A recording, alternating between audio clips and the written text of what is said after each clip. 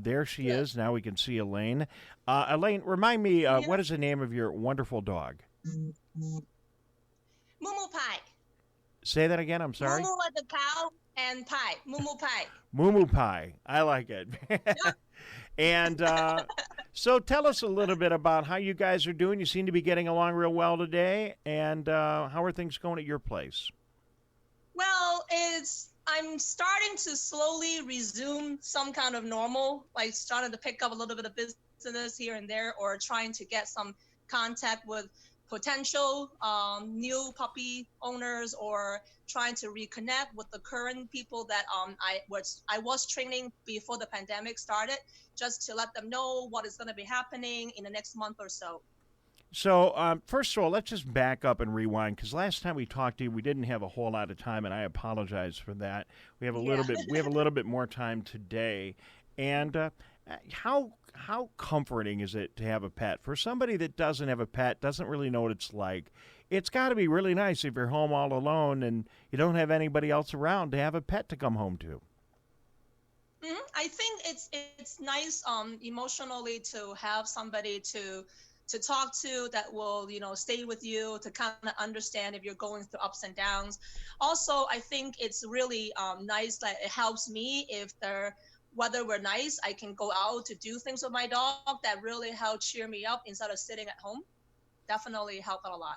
Yeah, It and kind of motivates you to want to go out and exercise. and if anyone needs any proof or affirmation of that, I can just tell you that we see so many people interacting with therapy dogs when they are having health issues, and it really helps. So, I mean, just by way of example, last fall we were at Henry Ford Hospital, West Bloomfield. They had a screening day, and I had my blood pressure taken, and I had a therapy dog with me when they did my blood pressure. I've never had better numbers than that day. It's just proof that Yep. being around a pet can have a positive impact on your health too. It is proven that they can help help us relax and help put us in a better mood. Definitely. So you are in the business of helping people train their dogs, and I assume that's kind of difficult to do right now. How are you getting through this era when you can't necessarily be with people in person?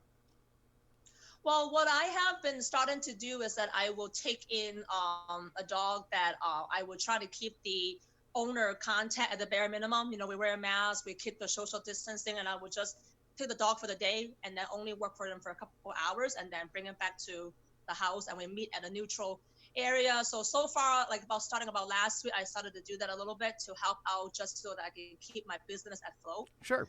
And then I also started offering some online training as well as what I call a support package. So the support package basically is just giving the owner 24/7 access to me through text, phone call, or email.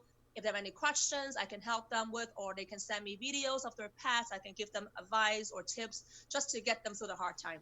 So the first tip is obviously to give your dog some really good food to eat when on television to make sure that they Yep. stay looking into This is their favorite thing in the world. what is it? This is ice cream. Actually, it's a local business that made them. So doggy ice cream. Doggy ice Yeah, cream, she's really? loving it. Oh, that's crazy. Yep. It's my Postro. It's one of the local company that we're also supporting during this whole matter. So Well, I want to find. supporting local business. No, I like it. We're going to She find loves out. it. Let's put that down on our list, and we're going to talk to the doggy ice cream company. I Yep. listen, Tyler. I like ice cream too. I totally get it, and I know you like That ice cream is as their well. favorite. It keeps you really busy. How about a couple of tips that people watching and listening today, if they're not connected with you, they just want to try a couple of things. Their pets are not behaving. Where do people start? If they're not behaving, I would think if they have never trained their dog, I think people just don't realize how just a little bit of training or just talking to a professional trainer who know what's going on and how to help you can make a huge difference. So if, let's say, for example, if you're getting a new puppy, it really makes a day and night difference if you get them in training early, because you teach the dog what is being expected from human and how they should be politely interacting with us, and it also making sure that all their socialization needs and all of the stimulation needs are met. and you need a professional to guide you through it if you don't know, or you're new to it. Or sometimes even people that are experienced to it may be missing a couple things because they have not learned it from the previous dog. I mean, for me, I have two dogs currently. I had one that passed on, but each time when I get a dog, I'm learning more and more and more. For example, Mumu is the first dog that I have gotten from a breeder, and even for that matter, I've learned, what to look out for when we're searching for breeder, when we're buying pets online. Where my previous pet, I bought it, at a local place. Where Mumu, I traveled to St. Louis to pick her up, and I was working with the breeder. I know kind of what I'm getting because she was a rare breed, a pure breed. So there are a lot of things that you need to really know, and the matter is that the professionals are out there. People like myself, trainers or vet, or, these professional sources are out there to help you. And I think people just need to learn that, we're out there to help you, and you just got to search for us and make the matter much easier. Elaine Chan is with us, owner of Good Choices Dog Training. You see her and Mumu walking around there on television right now. We thank you very much for joining us. So I've been handed a note that bothers me, and it says that there have been reports of multiple COVID-19 scams hitting the internet, one being for the sale of dogs where you pay money for a puppy that essentially doesn't exist. The Better Business Bureau has officially warned of quarantine puppy scams. Have you heard anything about this at all, Elaine? And can you tell us anything? I have looked into it. Yeah, I definitely looked into it. And I think actually before the pandemic, something similar are probably already happening. I had actually come across people that probably had put a deposit down or had paid for a puppy, and they didn't get what is matching what they were expecting in a sense. So a lot of times I think it's just they see a glorified website, they see a lot of these fancy advertisement, but when they actually get the puppy could be sick, or they're really not the puppy that they originally thought they were getting because the pictures were not matching, or when they show up, they finally realize, hey, this is not matching what I'm seeing on this fancy website. By the time they realize it, they cannot really get any financial help or financial reimbursement, and the puppy could be ill, and they had to end up spending lots more money to help the pet to get healthier.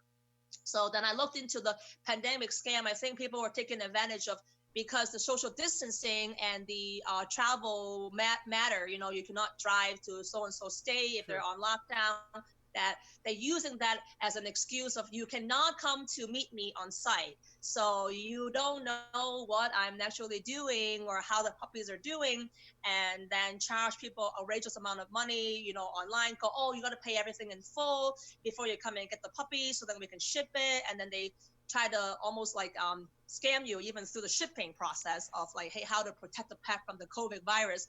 And people are just falling into thinking they're doing the right thing, but turns out they're falling into a scam. And by then it probably is too late. Elaine, I appreciate you telling us about that. Briefly, where would people go? If somebody wants to get a pet right now, could they go to some of the pet shops? Are they open and available right now, or where do you go? I don't think the pet stores are open, which actually is interesting, because you will wonder like where those puppies gone if they hasn't been sold, if they're like still getting proper care. But I know the mall is closed, so I don't know, there's one in the mall, even though I don't recommend people getting puppy from pet store. But I just wondering like where those puppy actually end up going, or are they gonna come down on discount. But generally I would say though, there are good breeders that will have a website, but they typically will not try to push the sales through internet by having a puppy go into a shopping cart and then you pay your credit card number, buying it like almost like you're buying a product. They might advertise the puppy by giving you information, but there's no way that you can actually do a real transaction online, if that makes sense a little bit for a good breeder to tell. Whereas the not so good breeder may be telling you, oh, you're gonna pay everything in full for $1,000 for a puppy, and then you just purchase it online, type in whatever breed you want. So, I'm not trying to say that the good breeder do not have website and they do not connect with the prospective buyer with a website. They do have a website, but sometimes I think You do not want to be blindsided by how fancy the website looks or how fancy the picture looks, because some good breeders that I know could be in the business for a really long time. They may or may not have really good ways of doing their website to make it really pretty, but does not equal that they have poor puppy on the ground either. I think the most important thing that people are going to be good is to see the breeder in person, ask lots of questions. One of the big things I learned about getting a good puppy, you got to be patient. You just cannot jump to it. I know people want a dog because right now they're home for the month or 2 months or whatever. They think, oh, I got plenty of time to get a puppy. But if you think about this, if you're going to get a cell phone or a computer or a new car, how many friends you're going to ask, hey, how is this computer brand? How is this car drive? You spend more time trying to do research, buying a product, but you can just jump online because you see a cute picture and then turns out and buy a puppy. I think that's a little bit almost like you take more time to really get the good dog that you're looking for, and you really got to spend time doing your research and be patient. All right, Elaine, I think that's really, really good advice, and I appreciate that. Thank you very much. Thanks for joining us. Good to see you.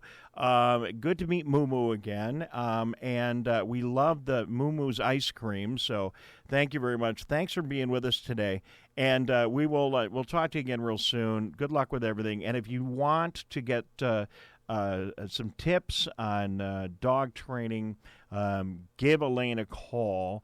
It is Good Choices Dog Training, and you can check her out, and we'll connect you if you need her numbers, but I'm sure she's available online. Elaine, thank you very much for joining us today on the MegaCast. And